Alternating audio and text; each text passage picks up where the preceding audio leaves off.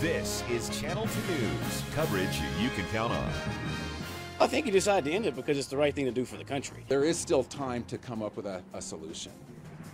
Northern Nevadans are at odds over a move that would remove the temporary protected status for thousands from El Salvador. And that is our Channel 2 News big story at 5 o'clock.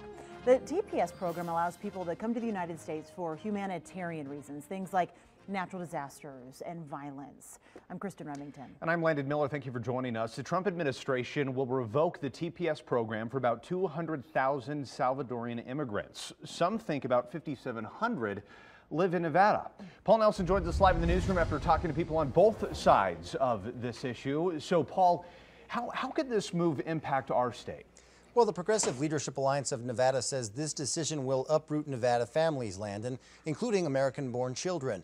And some say it would affect the economy, taking skilled people out of the workforce and sending them back to a very corrupt and violent country.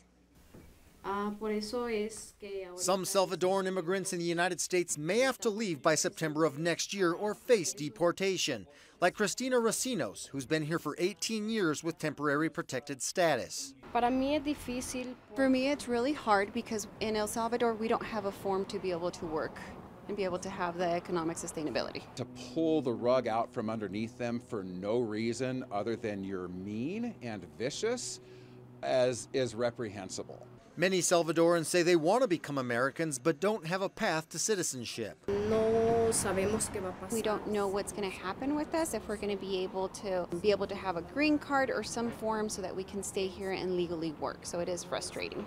If people like Racinos have to leave, they may not be able to return for 10 years. Making a huge change like that in your life sometimes is inconvenient and time consuming and can be expensive, and you just have to be willing to go through the steps to make it happen.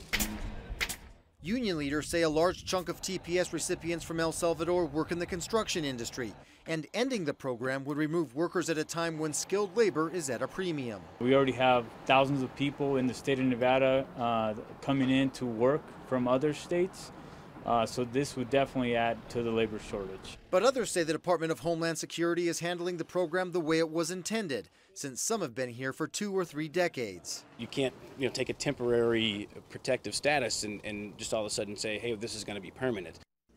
Our congressional leaders are also weighing in on this issue. Congressman Mark Amodei said, quote, "My office is currently studying the refugee status of the individuals. We're also looking at how these individual statuses have specifically been handled during this time, in addition to the existing regulations allowing them to reside here."